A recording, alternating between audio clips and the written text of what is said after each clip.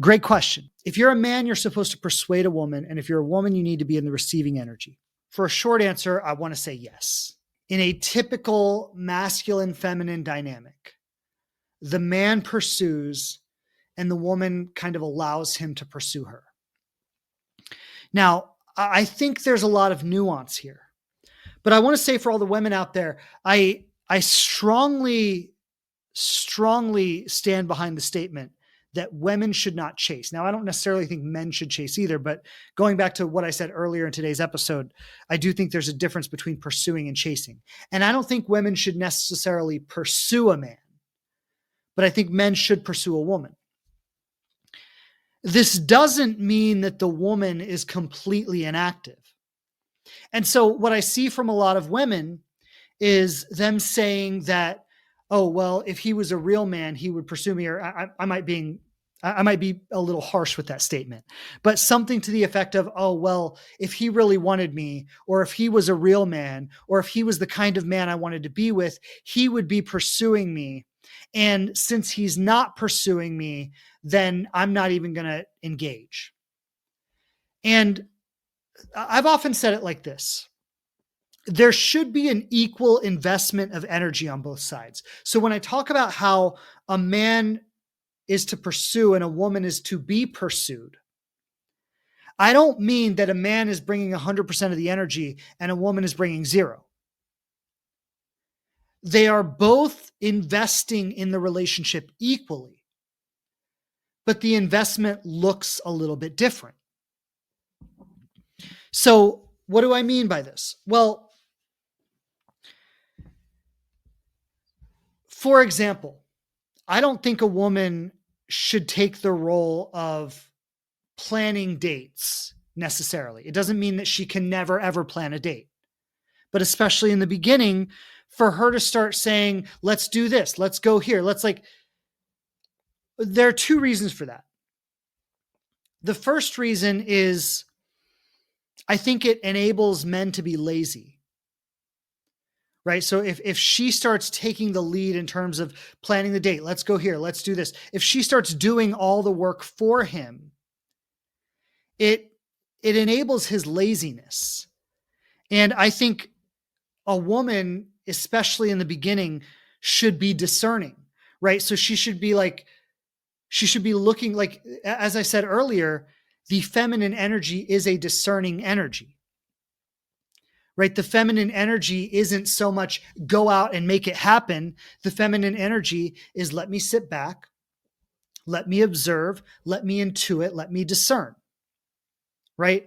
So if she's taking all the action to plan and to make things happen, if she's making all the phone calls, if she's doing all of this, she's likely not discerning. She's likely chasing at that point. And so if she were to discern, she might say something like, I don't want a relationship where I'm going to have to mother a man, right? I want to see that this man can own his masculine energy. I want to see that he can be self-motivated. I want to see that he can identify that he wants something and go after it. And if he can't do that with me, how's he going to do that in his career? How is he going to do that in any area of his life? Right? The masculine, in essence, is the provider. It doesn't mean that a woman can't have a job or make her own money. I'm not saying it like that. But the masculine energy is the energy that goes out and gets things. And so if she's not giving him the opportunity to go out and get her, then 1, she's enabling his laziness. 2, she to some degree might be emasculating him. But another thing is that the primary role of the masculine in relationship to the feminine is to create safety. And this might be the most important point of the conversation, is that dating is dangerous for women. It's way more dangerous than it is for men. And so something that a man can do, or the masculine can do, especially in the early stages, is create safety for a woman. It looks like showing his interest, right? I like you. I would like to see you. I want to take you out. Let's go here. Let's do this, right? In him taking that action, he is creating a structure. He is creating a container that creates safety for her. Now, of course, she can do that for herself. But if she's going to do that for herself, what's the point of him even being there? Right? So, yes, and when she's single, she needs to do that for herself. But if she's going to partner with someone, she wants to partner with someone who can hold the masculine space, because that's the only way he's going to add something to her life.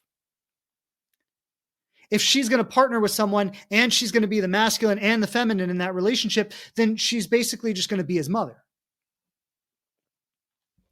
Now, just because it's up to him to pursue, it's up to him to initiate, it's up to him to make the effort, doesn't absolve her of all responsibility in the relationship. And I think this is the biggest confusion around this discussion, right? Where we say, okay, men should pursue and women should receive.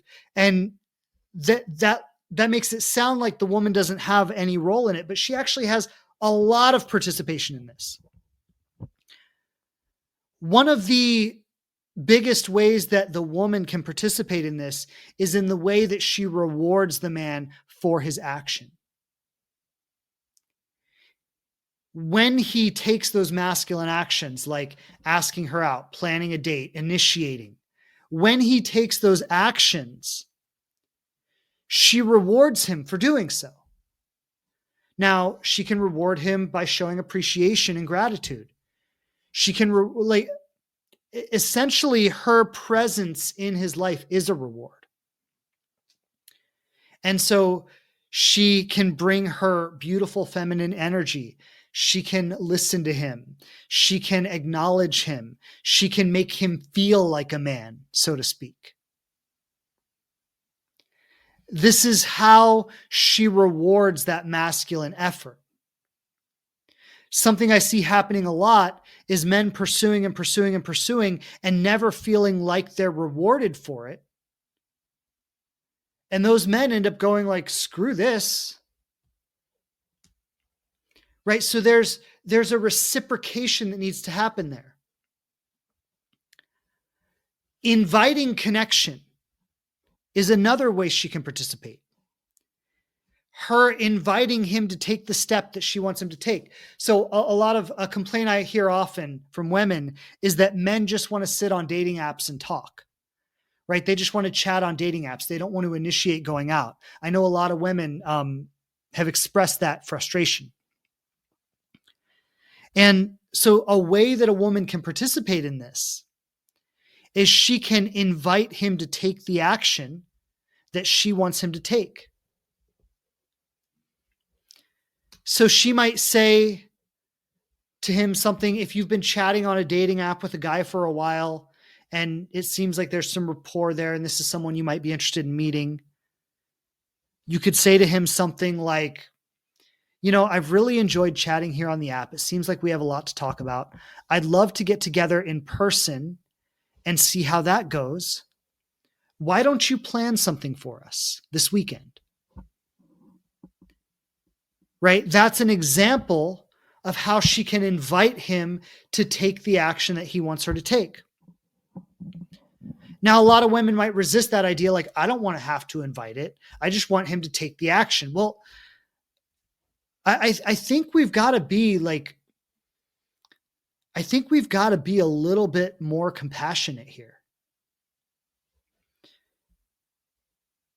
Sometimes giving him that permission to step into the relationship makes him go like, okay, yes, let's do it. Whereas before he might have been like, I don't know if she's really into it. I don't know if she wants to go there, right? So that's a way that she can engage with him. I think a great way that a woman can invite a man to take action is by giving him her phone number. Maybe in like a public setting, or, if there's a community event or something where you're like in person with people, and you're having a conversation with a man and you'd like him to take the next step, it's like, here's my phone number. Give me a call. Right? Like that is a very clear invitation for him to take action. There's an old theory about this called dropping the handkerchief. Some of you might have heard the term dropping the handkerchief. And the idea is this, that, if you imagine like a 19th century kind of scene, and everybody's out in the market or something, and there's a handsome guy standing in the market, and the woman thinks, oh, I'd like to interact with that handsome guy. Well, she's not going to take the masculine approach and go up to him and be like, hi, my name is so-and-so, right? But what she would do is she would walk in front of him and drop her handkerchief. And then he picks up her handkerchief and says, excuse me, miss, you dropped this. And she says, oh, did I? Thank you, right? And now they're in an interaction. Now they're in a conversation. I would argue that in most instances where a man initiates an interaction with a woman, she gave him some kind of subtle invitation to do so. And so this is what I mean, is the feminine is not the active agent, but that doesn't mean the feminine has no place in this. Right? Like she could make eye contact. She could smile. She could ask for help with something, like at the grocery store. Hey, can you grab that off the top shelf for me? And that activates his masculinity. He's like, I can get that off the top shelf for you, right? And now he has a role. Now he has a job. He has something he can provide.